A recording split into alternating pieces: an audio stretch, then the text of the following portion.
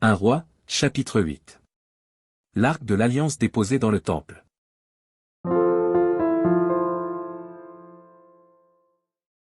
Alors le roi Salomon assembla près de lui à Jérusalem les anciens d'Israël et tous les chefs des tribus, les chefs de famille des enfants d'Israël, pour transporter de la cité de David, qui est Sion, l'arche de l'alliance de l'Éternel.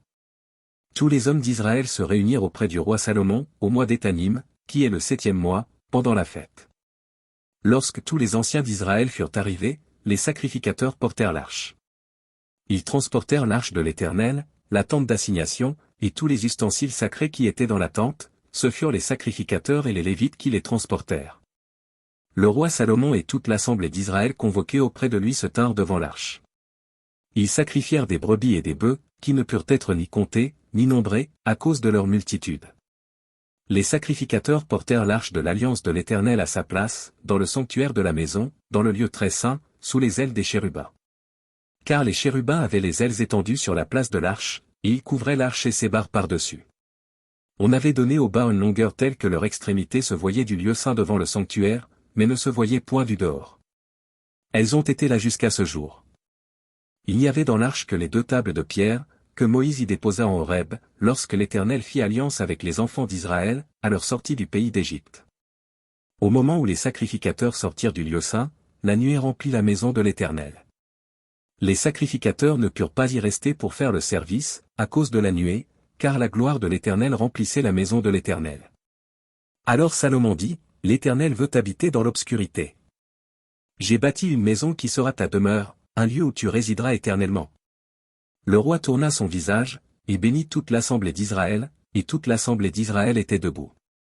Et il dit, « Béni soit l'Éternel, le Dieu d'Israël, qui a parlé de sa bouche à David, mon père, et qui accomplit par sa puissance ce qu'il avait déclaré en disant. Depuis le jour où j'ai fait sortir d'Égypte mon peuple d'Israël, je n'ai point choisi de ville parmi toutes les tribus d'Israël pour qu'il y fût bâti une maison où résida mon nom, mais j'ai choisi David pour qu'il régnât sur mon peuple d'Israël. David, mon père, avait l'intention de bâtir une maison au nom de l'Éternel, le Dieu d'Israël. Et l'Éternel dit à David, mon père, puisque tu as eu l'intention de bâtir une maison à mon nom, tu as bien fait d'avoir eu cette intention. Seulement, ce ne sera pas toi qui bâtiras la maison, mais ce sera ton fils, sorti de tes entrailles, qui bâtira la maison à mon nom. L'Éternel a accompli la parole qu'il avait prononcée. Je me suis élevé à la place de David, mon père, et je me suis assis sur le trône d'Israël, comme l'avait annoncé l'Éternel, et j'ai bâti la maison au nom de l'Éternel, le Dieu d'Israël. J'y ai disposé un lieu pour l'arche où est l'alliance de l'Éternel, l'alliance qu'il a faite avec nos pères quand il les fit sortir du pays d'Égypte. Salomon se plaça devant l'autel de l'Éternel, en face de toute l'assemblée d'Israël. Il étendit ses mains vers le ciel, et il dit. Ô Éternel, Dieu d'Israël! Il n'y a point de Dieu semblable à toi, ni en haut dans les cieux, ni en bas sur la terre, tu gardes l'alliance et la miséricorde envers tes serviteurs qui marchent en ta présence de tout leur cœur. Ainsi tu as tenu parole à ton serviteur David, mon père, et ce que tu as déclaré de ta bouche, tu l'accomplis en ce jour par ta puissance. Maintenant, Éternel, Dieu d'Israël, observe la promesse que tu as faite à David, mon père, en disant, tu ne manqueras jamais devant moi d'un successeur assis sur le trône d'Israël, pourvu que tes fils prennent garde à leur voie et qu'ils marchent en ma présence comme tu as marché en ma présence. Oh!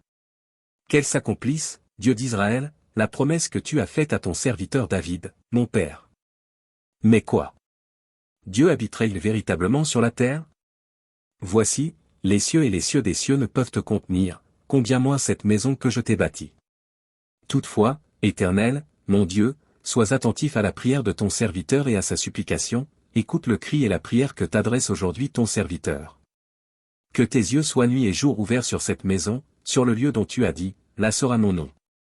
Écoute la prière que ton serviteur fait dans ce lieu. Daigne exaucer la supplication de ton serviteur et de ton peuple d'Israël, lorsqu'ils prieront en ce lieu. Exauce du lieu de ta demeure, des cieux, exauce et pardonne. Si quelqu'un pêche contre son prochain et qu'on lui impose un serment pour le faire jurer, et s'il vient jurer devant ton autel, dans cette maison. Écoute-le des cieux, agis, et juge tes serviteurs, condamne le coupable, et fais retomber sa conduite sur sa tête, rends justice à l'innocent, et traite-le selon son innocence. Quand ton peuple d'Israël sera battu par l'ennemi, pour avoir péché contre toi, s'ils reviennent à toi et rendent gloire à ton nom, s'ils t'adressent des prières et des supplications dans cette maison. Exauce-les des cieux, pardonne le péché de ton peuple d'Israël, et ramène-les dans le pays que tu as donné à leur père. Quand le ciel sera fermé et qu'il n'y aura point de pluie, à cause de leurs péchés contre toi, s'ils prient dans ce lieu et rendent gloire à ton nom, et s'ils se détournent de leurs péchés, parce que tu les auras châtiés. Exauce-les des cieux, pardonne le péché de tes serviteurs et de ton peuple d'Israël, à qui tu enseigneras la bonne voie dans laquelle ils doivent marcher, et fais venir la pluie sur la terre que tu as donnée en héritage à ton peuple. Quand la famine, la peste, la rouille, la nielle, les sauterelles d'une espèce ou d'une autre, seront dans le pays, quand l'ennemi assiégera ton peuple dans son pays, dans ses portes, quand il y aura des fléaux ou des maladies quelconques. Si un homme, si tout ton peuple d'Israël fait entendre des prières et des supplications, et que chacun reconnaisse la plaie de son cœur et étende les mains vers cette maison. Exauce-le des cieux, du lieu de ta demeure, et pardonne, agis, et rends à chacun selon ses voies, toi qui connais le cœur de chacun, car seul tu connais le cœur de tous les enfants des hommes. Et ils te craindront tout le temps qu'ils vivront dans le pays que tu as donné à nos pères. Quand l'étranger, qui n'est pas de ton peuple d'Israël, viendra d'un pays lointain, à cause de ton nom. Car on saura que ton nom est grand, ta main forte, et ton bras étendu, quand il viendra prier dans cette maison. Exauce-le des cieux, du lieu de ta demeure, et accorde à cet étranger tout ce qu'il te demandera, afin que tous les peuples de la terre connaissent ton nom pour te craindre, comme ton peuple d'Israël, et sache que ton nom est invoqué sur cette maison que j'ai bâtie. Quand ton peuple sortira pour combattre son ennemi, en suivant la voie que tu lui auras prescrite, s'ils adressent à l'Éternel des prières, les regards tournés vers la ville que tu as choisie et vers la maison que j'ai bâtie à ton nom. Exauce des cieux leurs prières et leurs supplications, et fais leur droit. Quand ils pécheront contre toi, car il n'y a point d'homme qui ne pêche, quand tu seras irrité contre eux et que tu les livreras à l'ennemi, qui les emmènera captifs dans un pays ennemi, lointain ou rapproché. S'ils rentrent en eux-mêmes dans le pays où ils seront captifs, s'ils reviennent à toi et t'adressent des supplications dans le pays de ceux qui les ont emmenés, et qu'ils disent, nous avons péché, nous avons commis des iniquités, nous avons fait le mal. S'ils reviennent à toi de tout leur cœur et de toute leur âme, dans le pays de leurs ennemis qui les ont emmenés captifs, s'ils t'adressent des prières, les regards tournés vers leur pays que tu as donné à leur père, vers la ville que tu as choisie et vers la maison que j'ai bâtie à ton nom. Exauce des cieux, du lieu de ta demeure, leurs prières et leurs supplications, et fais leur droit.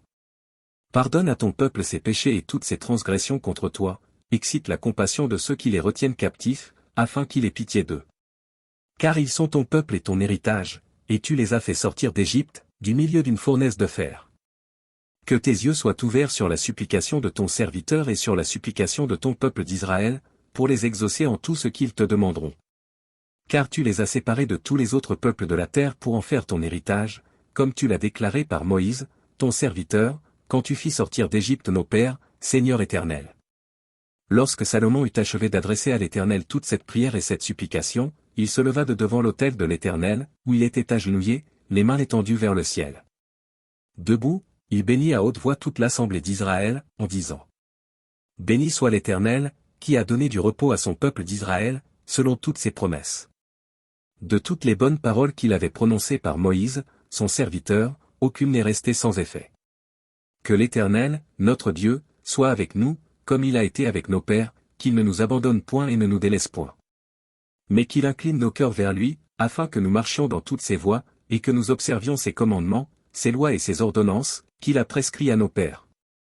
Que ces paroles, objet de mes supplications devant l'Éternel, soient jour et nuit présentes à l'Éternel, notre Dieu, et qu'il fasse en tout endroit à son serviteur et à son peuple d'Israël.